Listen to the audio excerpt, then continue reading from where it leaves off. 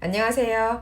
오늘은 신임 주재원 교육 세 번째 시간으로 제보와 노동 소송에 관련된 사항을 공유를 해드리도록 하겠습니다. 제가 처음에 그 브라질 법인에서 근무를 할 때 첫 해에 가장 충격적인 것 중에 하나가 바로 노동 소송 건수입니다. 굉장히 많은 노동 소송이 진행 중이었었고요. 저희 법인뿐만 아니라 근처에 이제 산업지대에서 사업을 하고 있었던 그런 중국 업체들 또 다른 업체들도 마찬가지지만 소송 건수가 많았습니다. 참고로 최근 자료를 보시면은요, 2024년 브라질 사법위원회 자료에 의하면 경제활동 인구 중 정규직 17명당 1명이 소송 이력이 있다고 하고요. 또 2025년 노동법원 자료에 의하면 신규 노동소송 건수가 브라질에서 232만 건이라고 합니다. 그래서 전년 대비 8.47%가 증가했다고 합니다. 특히 외국 기업에서 브라질에 법인을 설립한 경우에 특히 초창기에는 소송이 굉장히 많이 걸리는데요. 그런 이유 중에 하나가 아무래도 이제 외국 기업이다 보니까 본사의 그런 근로 환경을 생각을 하고 그 기준대로 또 인사 정책을 운영을 하거나 사업을 하는 경우가 있기 때문에 브라질의 근로기준법 적용에 대해서 좀 기본적인 지식이라든지 분석이 좀 부족해서 그러지 않나라고 생각을 합니다. 기본적으로 근로기준법은 한국이나 브라질이나 거의 비슷합니다. 조항을 봐도 그렇고 오히려 한국의 근로기준법 조항이 브라질보다 더 타이트한 경우도 있고요. 하지만 브라질에서 가장 큰 차이점은 뭐냐면요. 브라질 같은 경우에는 노동법원이 따로 있고 노동검찰청이 따로 있습니다. 그렇기 때문에 근로감독도 한국에 비해서 굉장히 많이 나오는 편이고요. 지금 현재 집권당도 노동당이다 보니까 노동당과 또 금속노조의 그런 관계도 굉장히 강합니다. 그래서 사업주가 예를 들면 근로기준법을 지키지 않았다 하면 직원들이 그 인사팀에 제보를 하는 게 아니라 금속노조에 바로 다이렉트하게 제보를 합니다. 그러면 금속노조가 이제 노동검찰청에 또 제보를 하고 그런 노동검찰청에서 근로감독을 내보내는 그런 케이스가 많은 그런 지역이 바로 브라질입니다. 브라질의 각 주마다 조금씩 그렇게 이제 실행하는 기관의 그런 뭐 분위기라든지 아니면은 근로감독 횟수라든지 그런 게 좀 다를 수가 있지만은요, 대부분 브라질에서도 그 외국계 기업이 많은 곳에 또 근로감독이 아주 활발하게 일어나고 있습니다. 그렇다면 브라질에 이렇게 노동소송이 많은 이유가 뭘까요? 뭐 여러 가지 이유가 있을 수가 있지만은 주요 이유 5가지를 한번 뽑아봤습니다. 첫 번째 이유는 선거 의무화입니다. 좀 의외죠. 무슨 선거 의무화가 이렇게 노동소송이 많은 거랑 상관이 있냐라고 생각하실 수가 있는데요. 이건 이제 제가 이제 대학교 다닐 때 교수님께서 저희한테 설명을 해주셨던 부분인데요. 브라질은 선거 의무하다 보니까 대통령 후보들이 비교적 좀 설득이 어려운 지식층이라든지 중산층 이상을 그 대상으로 이제 선거 활동을 하는 게 아니라 좀 설득이 비교적 쉽고 그리고 몰표가 가능한 사회적 약자 계층이나 근로자들을 대상으로 이제 선거 공약을 내세우고 선거 활동을 하는 경우가 많습니다. 그러다 보니까 대통령 후보들이 제가 대통령에 당선이 되면 근로기준법을 이런 식으로 개정을 해서 근로자 여러분께 훨씬 더 유리하게 하도록 하겠습니다 라고 이제 공약을 하던지 뭐 그런 경우들이 많았고요. 실질적으로 지금 집권당은 노동당입니다. 그래서 근로기준법이 많이 개정이 됐고요. 또 지금 현재도 개정이 되고 있고 많은 근로기준법들이 좀 근로자에게 좀 더 유리하게 개정이 되고 있는 상황입니다. 그러다 보니까 집권당도 노동당이고 또 금속노조도 굉장히 강한 영향력을 미치고 있고 그리고 이러다 보니까 근로자들도 아주 쉽게 제보를 하고 소송을 걸 수 있는 그런 사회적 분위기가 있는 곳입니다.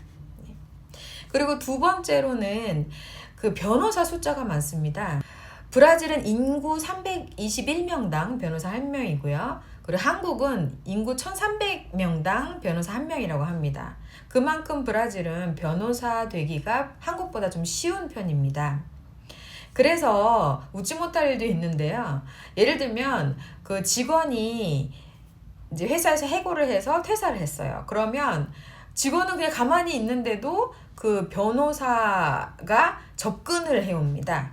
그 변호사가 뭐 문자 메시지를 보낸다든지 또는 전화 연락을 해서 근로자 누구씨 해가지고 저희가 이 회사 대상으로 이제 소송 건수가 몇 건이 있었고 승소는 몇 %고 뭐 이런 식으로 막 본인의 그 변호사 법인에 대해서 막 이렇게 설명을 하면서 법무법인에 대해서 설명을 하면서 혹시라도 당신이 다니던 회사에서 근로기준법을 어기거나 또는 뭐 부당한 대우를 당했거나 인격 모독을 당한 경우가 있으면 말씀을 해주시면 저희가 뭐 소송을 걸어드리겠습니다. 뭐 이런 식으로 이렇게 접근을 하는 변호사들이 많습니다. 심지어 재직 중인 사람한테도 이런 접근을 해오는데요. 하루는 저희 직원 중에 한 명이 그런 변호사 메시지를 저한테 보내주더라고요. 이유는 근로자 친화적인 사법부입니다.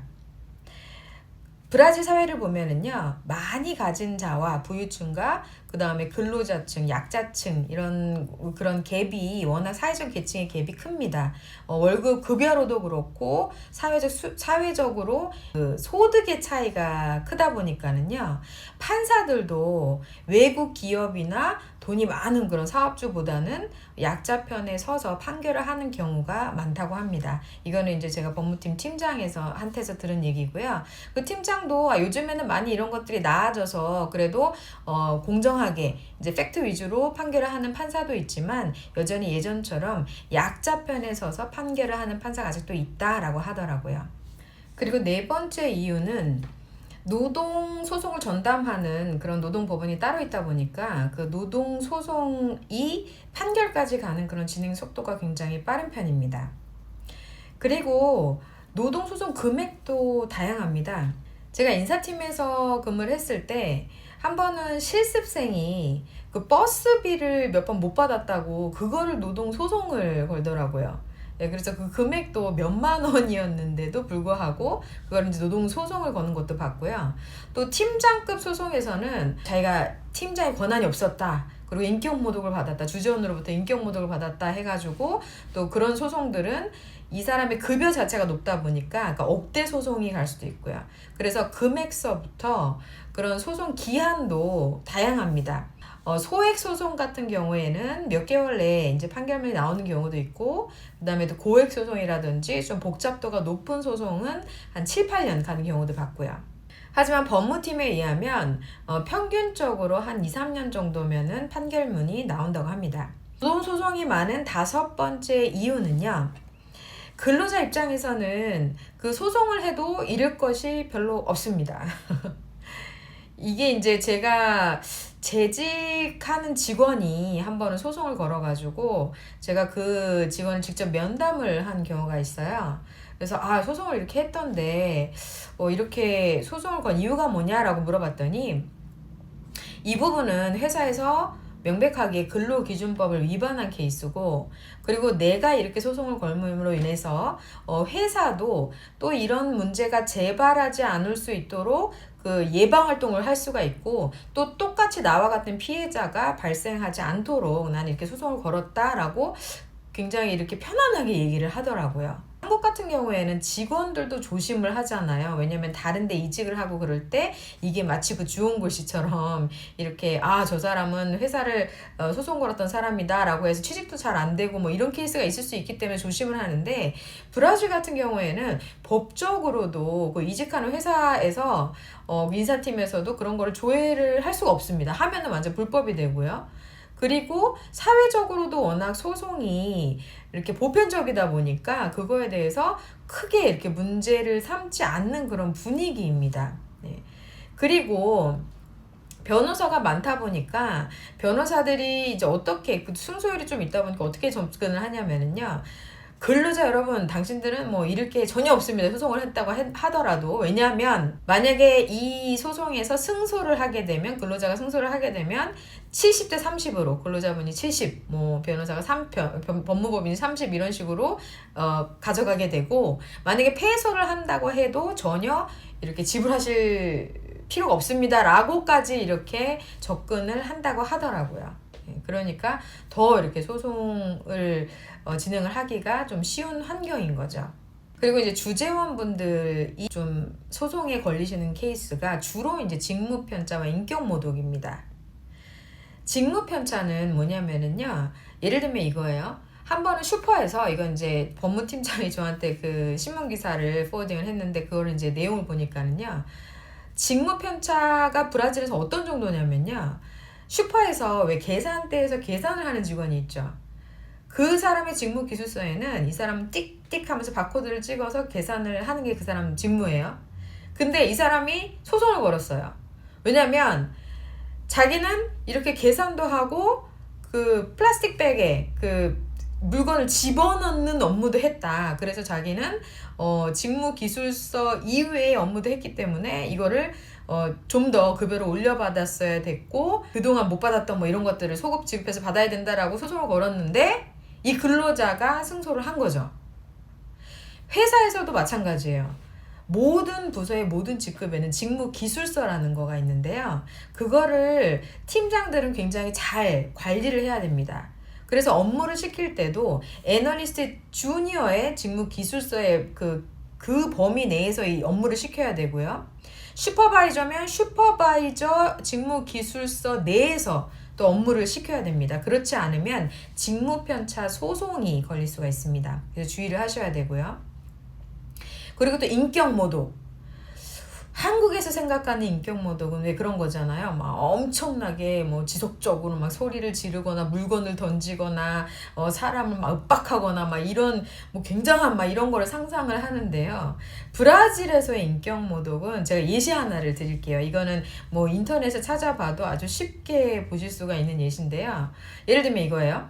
5시 반이 퇴근 시간인데 5시에 팀장이 직원한테 지금 이 본사에서 요청한 게 있어가지고 정말 급하게 우리가 본사 보내야 되는데 이 업무를 해가지고 이 보고서를 작성을 해가지고 오늘 중으로 좀 보내줘 라고 했어요. 근데 이거는 누가 봐도 이 업무는 4시간짜리예요. 3-4시간을 해야 되는 업무고, 그날 시간 외 근무도 최대 2시간밖에 시킬 수가 없는 그런 근로기준법상으로 그런 날이에요. 예.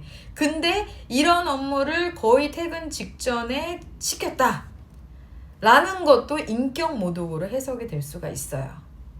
이거 이외에도 인격모독의 예시는 수만 가지가 있습니다. 브라질에서는 정말 한국 사람 기준으로 생각을 하기에 저게 어떻게 인격모독이냐라고 하는 것도 인격모독으로 해석이 될 수가 있는 나라입니다. 그래서 특히 주주원분들께서 조심을 하셔야 되고요. 제보 관련해서도 어떤 분은 막 이렇게 좀 격양되게 말씀하세요. 어떻게 이 직원이 내가 이렇게 믿었던 직원인데 우리 부서를 나를 이렇게 제보를 할 수가 있지, 인사팀에다가, 그러면서 굉장히 이렇게 화를 내시는 경우가 있는데요. 그러면 저는 현실적으로 설명을 드립니다.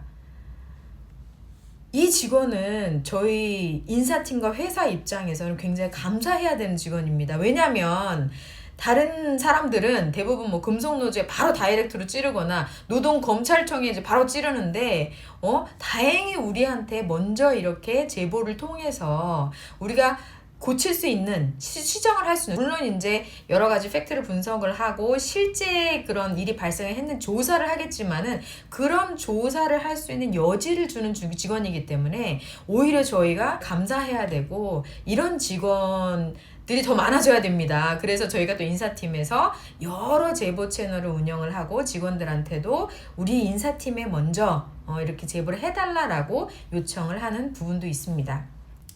그래서 오늘은 제보와 노동소송에 대해서 한국과 브라질이 좀 차이나는 점에 대해서 공유를 해드렸습니다. 감사합니다.